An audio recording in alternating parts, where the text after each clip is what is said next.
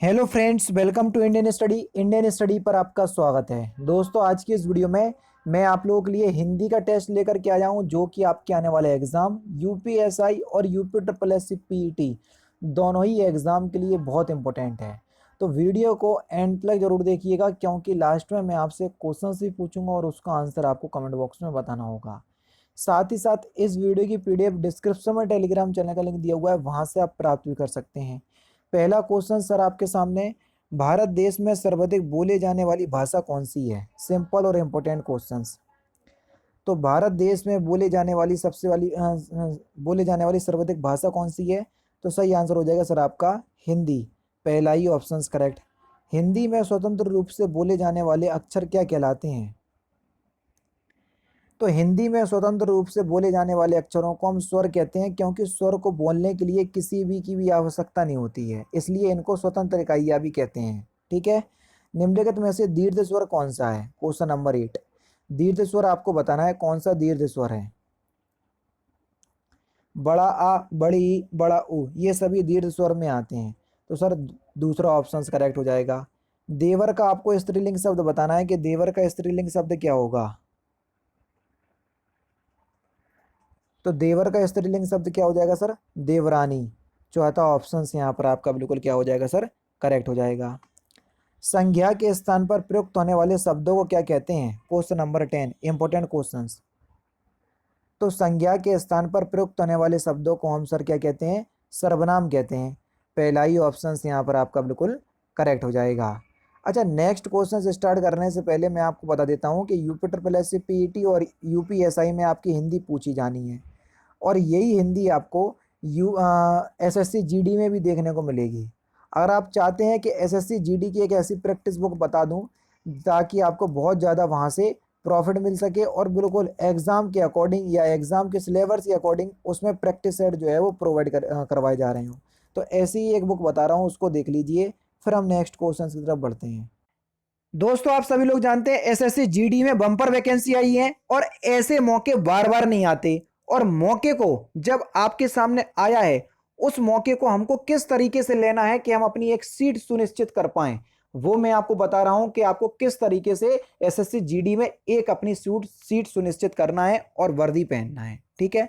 सबसे पहले तो आप ये जान लीजिए, एसएससी जीडी के through CRPF, BSF, SSB, CISF, ITBP, NIA, Assam Rifle, इन सभी में आपको जॉब जो है वो दी जाती है। ठीक है। आप कोई भी टॉपर का इंटरव्यू उठा करके देख लीजिए, चाहे वनडे एग्जाम के टॉपर के इंटरव्यू देख लीजिए, चाहे यूपीएससी लेवल के टॉपर का भी इंटरव्यू देख लीजिए, सभी लोग एक ही बात बोलेंगे कि कोई भी एग्जाम की अगर आप तैयारी कर रहे हैं तो उस एग्जाम के लास्ट ईयर के पेपर देखो, उसके अकॉर्डिंग फिर जो भी बुक या जो भी पब्लिकेशन आपको सेट प्रोवाइड करवा रहा है, प्रैक्टिस सेट, उसको देखो, फिर अपनी तैयारी को बेहतर करते चलो। ठीक है। तो भैया यही आपका है पब्लिकेशन, चक्षु पब्लिकेशन, जो कि इसी बात को ध्यान में रखते हुए देखो 20 प्रैक्टिस सेट लेकर के आया है इस बुक में, और 8 सॉल्व पेपर हैं। सॉल्व पेपर सर कौन से? जो आपके लास्ट ईयर पेपर हो सके हैं, 2011, 2012, 2013, 2015 और 2019 जीडी के, उनमें जितने भी क्वेश्चंस पेपर बन चुके हैं वो सारे इस बुक में समाहित हैं, और 3200 से ज्यादा बहुविकल्पीय प्रश्न जो है वो उपलब्ध हैं। सबसे अच्छी बात क्या है बुक की, वो देख लो। जैसे आपने ये वाला सेट पेपर लगाया, ठीक है, इसमें देख लीजिए 100 क्वेश्चंस होते हैं। हिंदी और इंग्लिश आपकी ऑप्शनल है। जो इंग्लिश वाले हैं तो वो इंग्लिश को अटेम्प्ट कर सकते हैं, और जो हिंदी वाले हैं तो देखो हिंदी का पोर्शन बिल्कुल अलग से दे दिया, वो हिंदी को अटेम्प्ट कर सकते हैं। ठीक है। अब सबसे अच्छी बात क्या है सर, यहाँ पर आंसर की दे दी। हर बुक को जो खास बुक बनाती है वो इसलिए बनाती है क्योंकि इसमें व्याख्या सहित हल दिया, बस यही चीज इस बुक को खास बना देती है। तो मैं आपसे कहूंगा कोई भी बुक परचेज करो, ऐसा नहीं है कि मैं ये बता रहा हूं आपको, जो आपके लिए अच्छा होता है वो मैं आपको यहां पर बताता हूं। अब जो भी आपको बुक परचेज करना है वो आपके ऊपर निर्भर है, लेकिन उसमें ये देख लेना कि व्याख्या सहित हल दिया हुआ है पीछे या नहीं दिया हुआ है। हर बुक में नहीं मिलेगा, इसलिए तो आप लोगों को चक्षु पब्लिकेशन की बता रहा हूं। डिस्क्रिप्शन में लिंक है, देख लेना। अब आप सोच रहे हैं सर लिंक प्रोवाइड करवा रहे, जरूर सर का कोई फायदा होगा। अरे भैया कोई फायदा नहीं है, ऑफलाइन मार्केट में भी अवेलेबल है ये बुक, तो ऑफलाइन मार्केट से भी ले सकते हो, आपके ऊपर निर्भर है ना। जो भी अपने जहां भी रह रहा हो ऑफलाइन मार्केट से परचेस कर सकते हो, कोई भी दिक्कत नहीं। अभी इनकी ये दो बुक आई हैं, है ना, एक तो आपका एसएससी जीडी ये वाली आई है प्रैक्टिस सेट वाली, और ये संपूर्ण गाइड बुक है। तो जो भी आपको अच्छी लगे परचेस कर लेना, डिस्क्रिप्शन में लिंक है, वरना ऑफलाइन मार्केट से देख लेना, वो आपके ऊपर निर्भर है।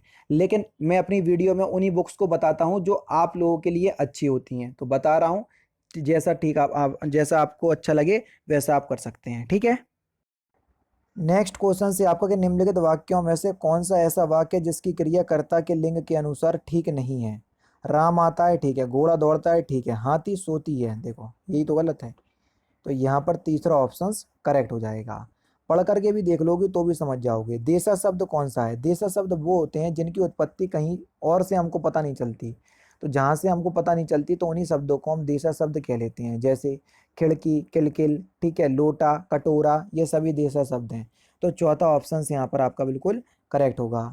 किस शब्द में उपसर्ग का प्रयोग नहीं हुआ है। जो उपसर्ग रहित है, जिसमें उपसर्ग नहीं है, जल्दी बताओ।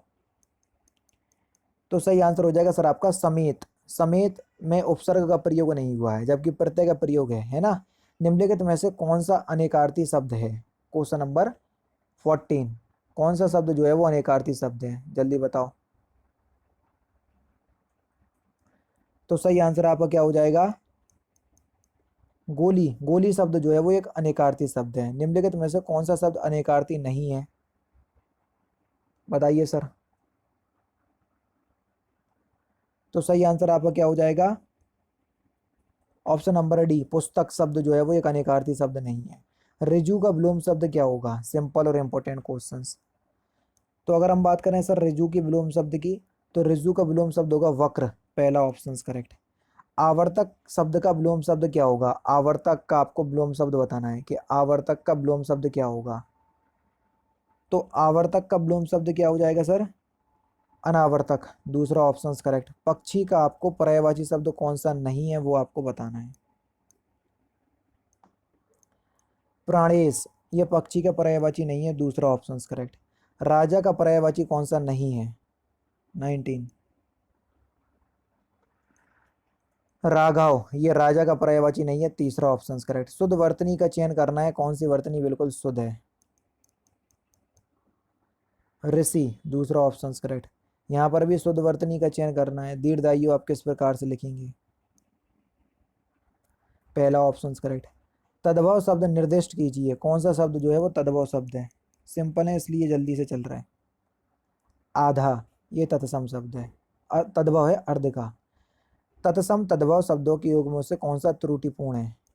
घृत का घी होता है, ये तो बिल्कुल ठीक दिया हुआ है। उसके बाद उड्र का ऊट गलत है, ऊष्ट का होता है, ठीक है, दूसरा ऑप्शन करेक्ट। बिना पढ़ा हुआ अंश, वाक्यांशों के लिए एक शब्द क्या होगा। तो बिना पढ़ा हुआ अंश को हम क्या कहते हैं सर, अपठित, पहला ही ऑप्शन करेक्ट।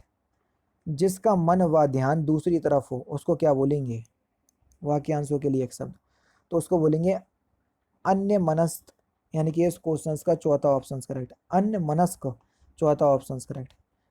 पदांशों को में कौन सा छंद है, ना जिसमें कुछ पौरुष हो यहाँ सफलता वहाँ पा सकता कहाँ।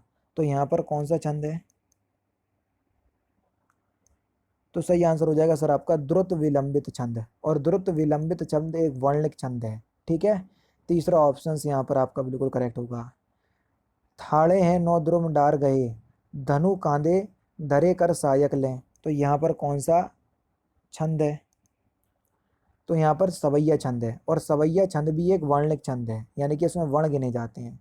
सवैया छंद में 22 से लेकर 26 वर्ण होते हैं, गिन लो चाहे 1 2 3 4 5 6 7 8 9 10 11 12 13 14 15 16 17 18 19 20 21 22 हैं। 22 से लेकर 26 तक वर्ण निकलते हैं सवैया छंद में।